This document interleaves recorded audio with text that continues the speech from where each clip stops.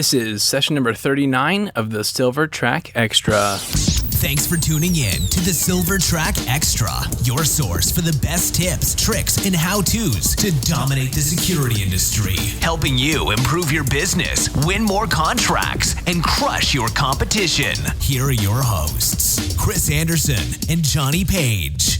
What's up, Silver Track Nation? My name is Johnny Page, and I am joined here with my co-host, Chris Anderson. And today we are on session number 39, where we're going to talk about how guard management software is going to change your sales pitch. We talk about how to prepare for that. And Chris, this really starts with a little bit of a history lesson, right? A history tends to repeat itself. So let's go through. Let's start back all the way at the very beginning. And I think if we look at the progression of the security industry over the past 30 to 50 years, we'll see some trends popping up that really start to show how the involvement of guard management software in today's industry is really going to change things going forward, right? So take us through that, Chris. What did the security industry look like really before there was any technology on the scene?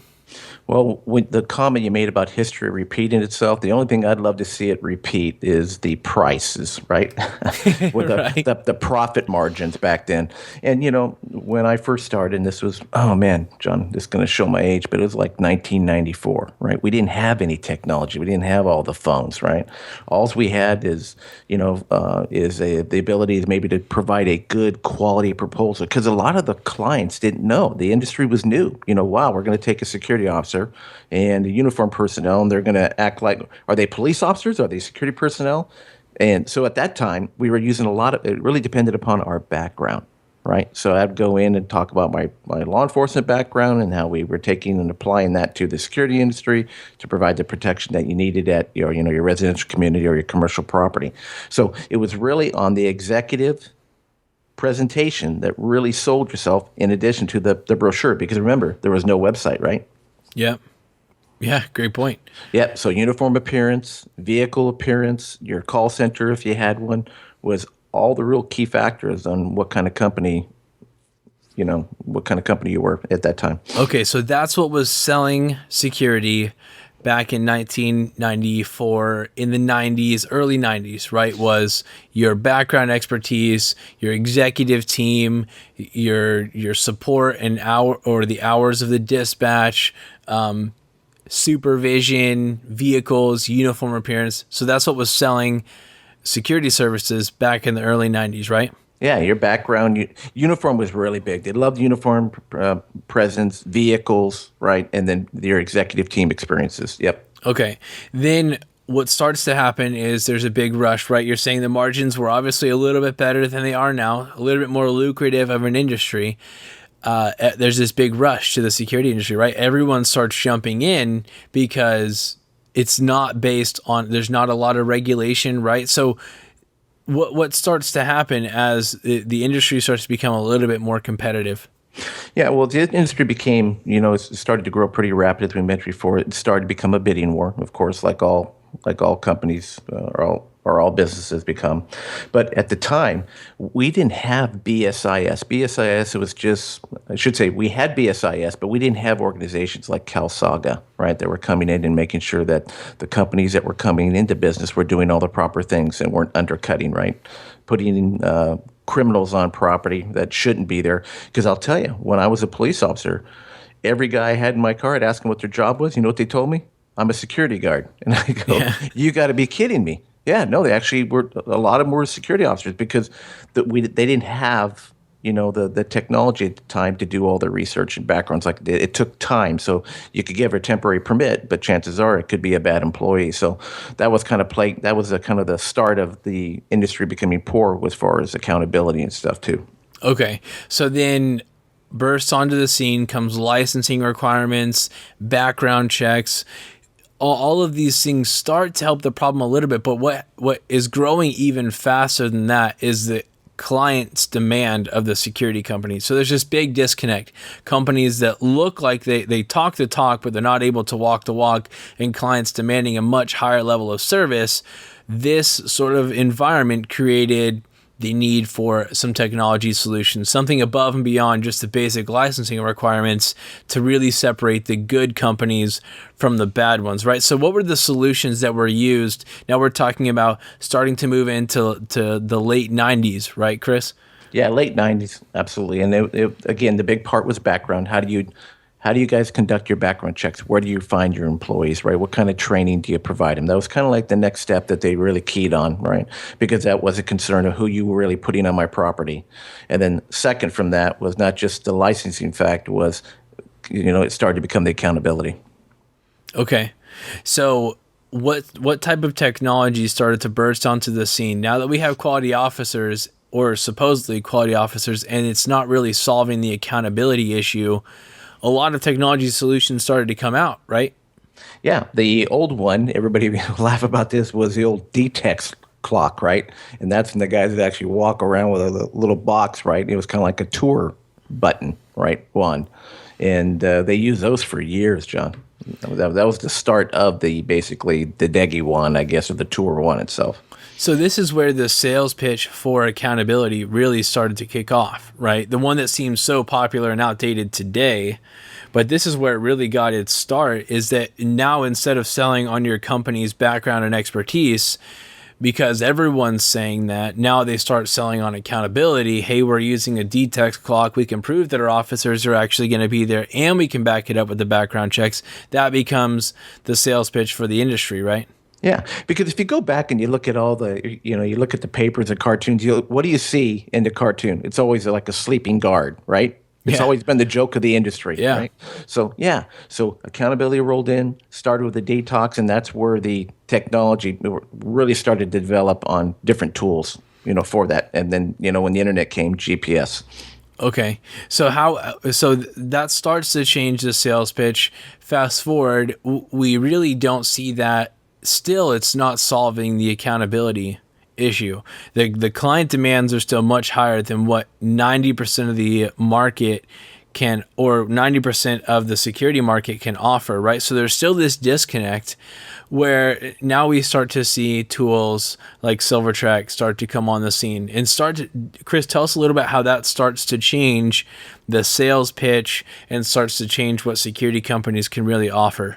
Well, I even go back a little bit further before Silvertrack, is that not only did it start with the detox, but from there it kind of went into the internet, right? And the internet allowed us to take our paper reports, right, and start typing them, right? So the reports were a little bit better. So the clients could actually read what was being submitted, because the paper that was being slid under the door had a lot of spelling errors. It didn't have the correct information. So it now gave the opportunity for the companies to say, you know what, well, we're going to take that documentation, we're going to clean it up, and then we'll submit you a clean report with all the history and the breakdown by morning, right? They would fax it over or actually email it to them. So that was kind of like the beginning, that's kind of like the next step from the accountability phase.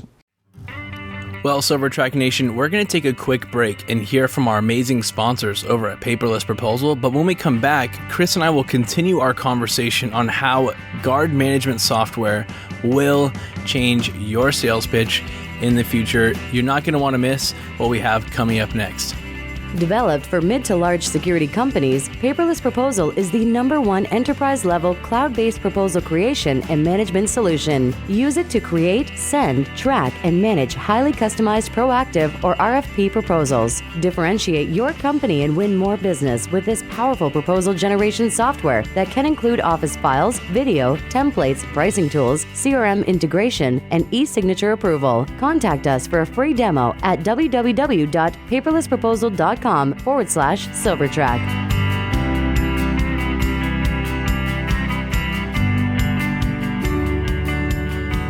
So then now technology starts to change the sales pitch, right? We're moving as we progress, and as the demands of the customers start to grow. They're tired of a lot of empty promises. They say that things are improving, but really the security industry is behind what's being demanded in the market. So solutions like Silvertrack start to burst onto the scene.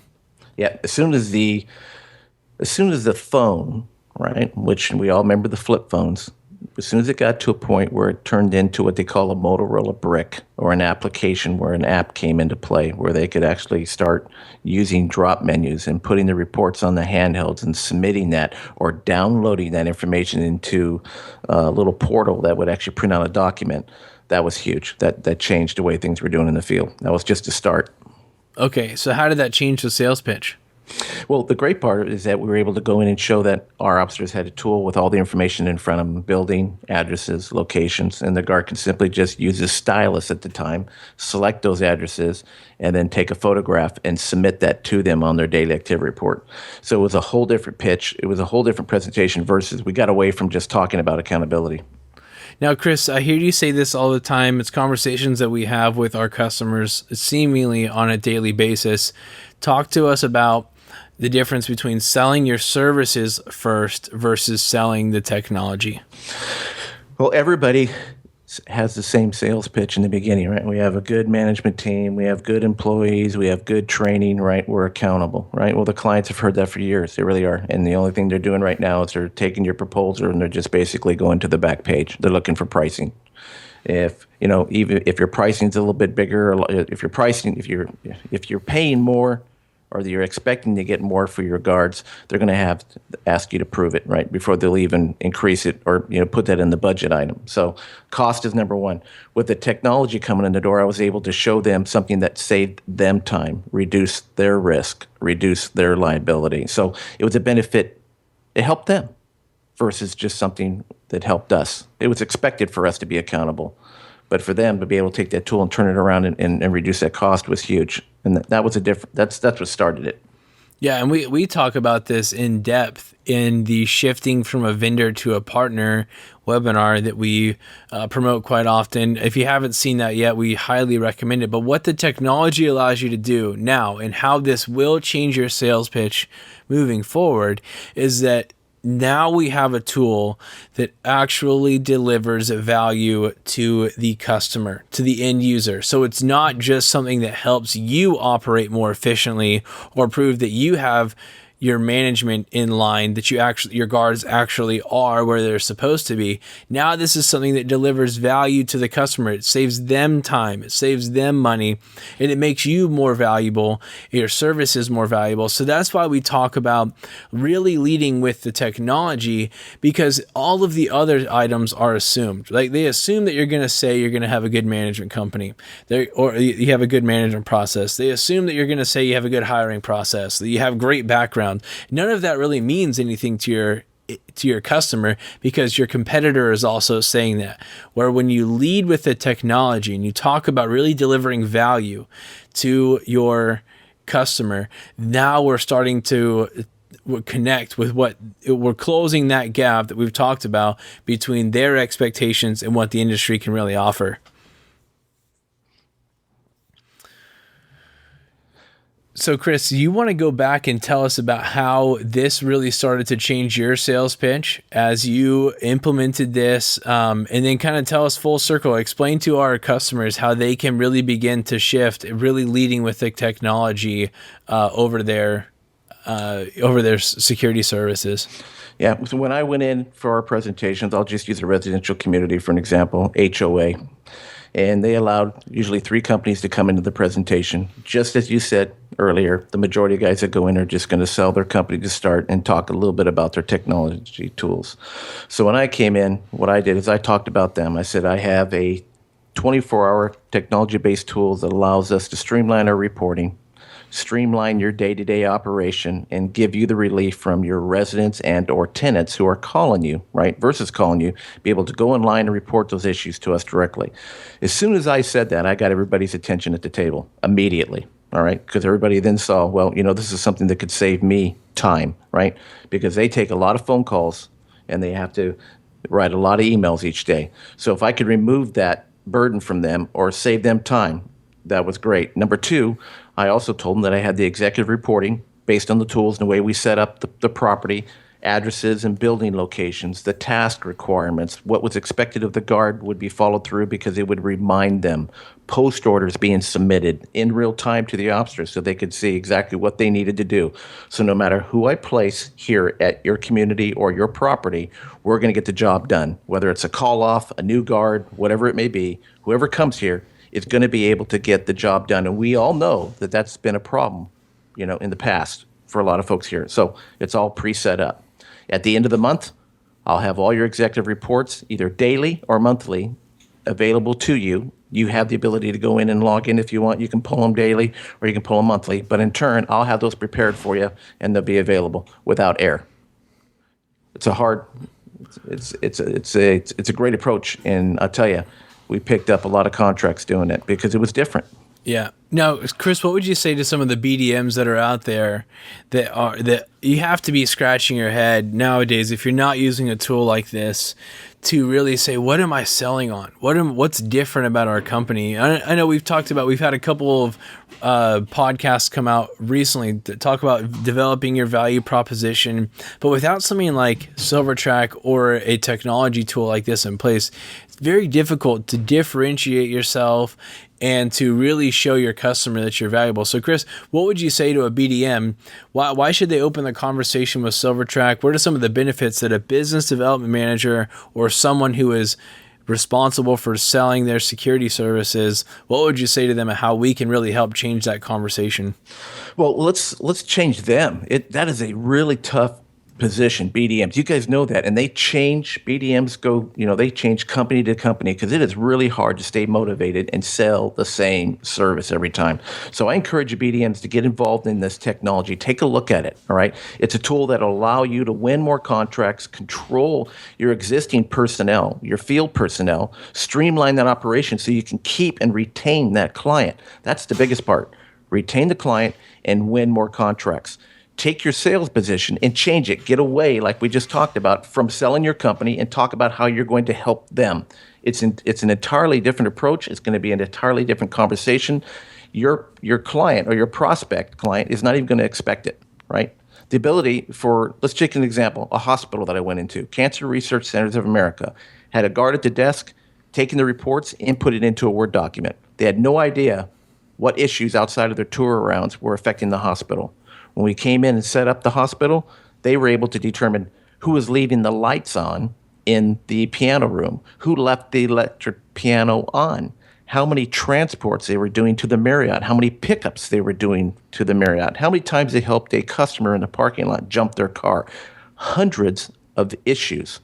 Now, that all results in dollars, in savings, in time. So when they were able to do that, they were actually able to increase their security personnel because they could show the management team, their executive people in the monthly meetings, why they needed the additional hours. It's changing, game-changing for them. And then, again, reducing their risk and liability was a big part of it. So, to me, it makes sense, John. Yeah, it's refreshing as a business development manager to get something like this in your hand, to be able to sell something different, to be able to sell something that's actually valuable. So we encourage you to continue the conversation with us. We love to hear from you and find out kind of where you're at in this process. Do you have something like SilverTrak? Are you using a tool that's similar and you're still looking to really position it as something that will help you close more deals? Or are you still out there writing reports, doing the traditional method? Maybe you're somewhere along the timeline that we talked about today, but we'd love to know where you're at. So visit us at silvertracksoftware.com/39 for the show notes. There's a pretty cool history outline there of what we've talked about here on this episode. And then leave us a comment or request a demo because we would really enjoy to find out where you're at and help you start to change your sales conversation and close more deals. And until next time, my name is Johnny Page. And I'm Chris Anderson. This was the SilverTrak Extra, and we'll talk to you soon. This has been another episode of the SilverTrak Extra. For more insider information, visit silvertracksoftware.com/extra. Listen on the go by subscribing in iTunes. Want to hear your questions answered on the show? Visit silvertracksoftware.com/questions to submit your requests.